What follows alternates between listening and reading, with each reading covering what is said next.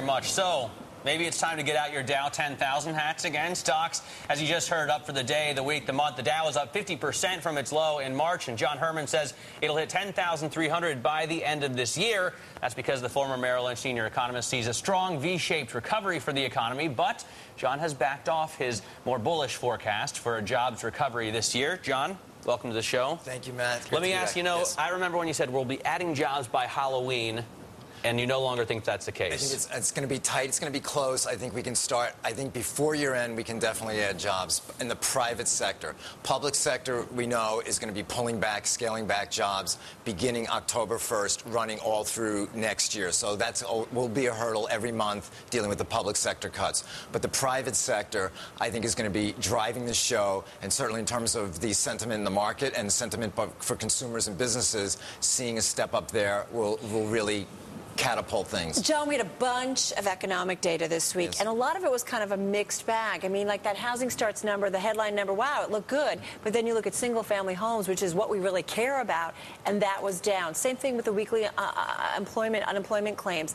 The weekly number looked better than expected, but go to continuing claims, not so great. I mean, the data is not convincingly, though, all upbeat. Okay, and in some people's assessment. In my assessment, the data continues to surprise to the upside, and all the indicators that I really look at and key in on are continuing to outperform. And in fact, I wrote a little piece this morning that's highlighting the ones where, even with our above, we're 4% forecast for GDP in the third quarter. Very aggressive. And the thing is, we're still seeing signs that are actually outperforming our estimates, and we're a little bit conservative given some of the signs we're seeing. We're a little bit conservative on our GDP estimate, looking out like 2 or 3 quarters. What's making you have greater enthusiasm potentially here? I mean, we have to just we have like a laundry list of things to run through, but we're just going to just mention a few things. Like in terms of residential investment, for example, what we're seeing is we were looking going into the third quarter. We're thinking that we were going to like decline about 14% in the third quarter, and now we're close to almost flat on just in that sector. So that sector could be actually bottoming and adding by as soon as the first quarter or even the fourth quarter of this year. So that's an example. In terms of the jobless claims, the initial claims are tracking lower as we're expecting them to. The continuing, as we've mentioned in the previous shows, we're expecting them to continue, not really perform so well. So we are looking for the unemployment rate to go higher. Mm-hmm. So and we'll even see it in 2 weeks. We are looking for, I don't see what the rest of the consensus, but I'm looking for it to rise even next month. John, I have to say, when I first met you, you were the most bullish economist I thought I'd ever met. People were writing in saying he should be in a straitjacket. Now you seem fairly conservative because even Dean Mackey has higher GDP expectations than you over at Barclays. David Bianco at Bank of America Merrill Lynch has a higher S&P forecast than you. What's going on? I think basically I really am I would call a conservative forecaster. I may be ahead of the street. I get ahead of the street and that kind of thing.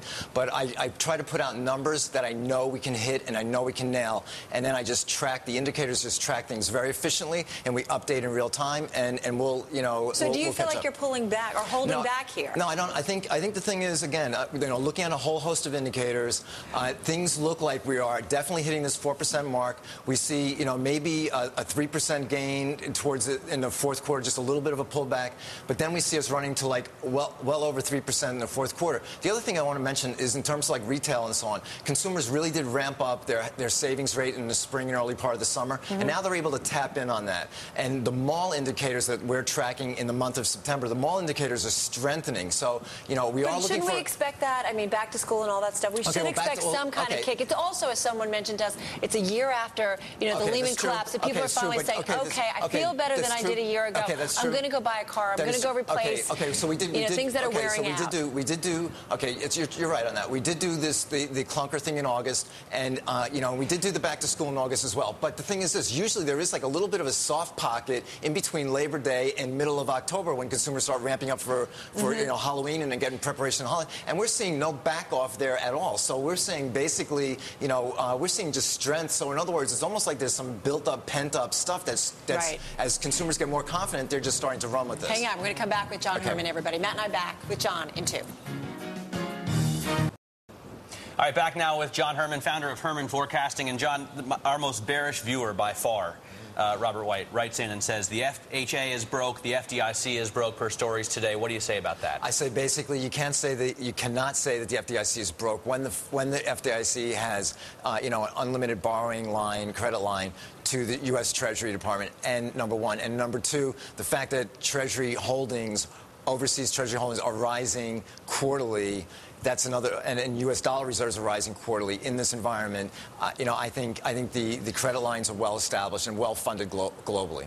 Let's talk about the unraveling, because I think we do have to start thinking about how we kind of get out of this mess, because we've never been in this kind of crisis before. We've never seen these measures really taken before. I mean, how do you think we unwind this so that we don't harm the economy overall? This is kind of a key question. But right now, as you know, the underlying momentum is positive. It is surprising to the upside. It is beating things to the upside. So it's providing basically a good source of organic growth for the entire economy. Incredible source right now. So things are right now in pretty good shape. And I have actually my estimate for ISM, for example, over all of next year, ISM manufacturing, over 53 for the entire year. So that's just really solid in there. That gives you a good core to build from.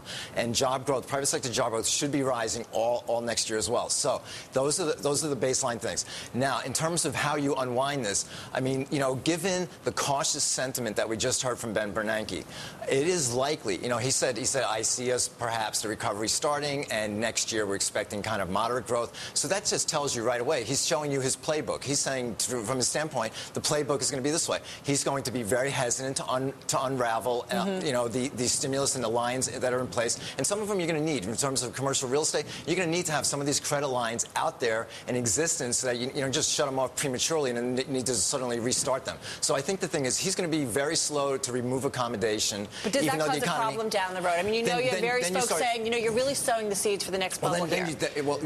Then you start talking about 2011, 2012, 2013. You start talking about all these kinds of things. And I think the thing is, it's just a little bit premature, I think, to start speculating on, what's going to happen in 2012, when we really need to sort of really get a really tight handle on what's going to happen over the next 6 to 9 to 12 months, get a really tight handle on that. But, I think once we demonstrate this kind of resilience, the one thing to note is this. When we look out into next year, we are expecting the private sector to sort of pull itself up and to begin to be the engine of growth. But the sequential contribution from the government sector, when we hit the second half of next year, it's no longer going to be sequentially adding. It's going to have a very minor add sequentially. So it's really going to be up to the private sector to do the bulk of the heavy lifting third, fourth quarter of 2010. And I think as long as we steadily build this kind of momentum, and if Ben Bernanke kind of keeps things accommodative, we can get into that point. That's what I'm saying. It's a little bit premature to start speculating on 2012 when we have to sort of see how these things really interplay and come together over the course of next year. And I think we got a good read on it. We're building the momentum. We're actually being surprised to the upside, and things are favorable. What about rates, though? I mean, do you expect us to stay near zero for the entire 2010? The numbers, you can look at my Bloomberg forecast, and my Bloomberg going back to March and April, we were looking for a hike, in the end of the first quarter. That's what we were looking for. But that is just way too aggressive. But on a trading view, from a trading perspective, we were making money on that call. But pragmatically, I think it's way too early to think of anything prior to the third quarter, especially when the government, on a sequential basis, government no longer adds in the third and fourth quarter, and it's up to the private sector to really show that kind of momentum to push it. We got to run. Okay. John Hermann, thanks so much. Thank you, guys. Founder of Hermann Forecast.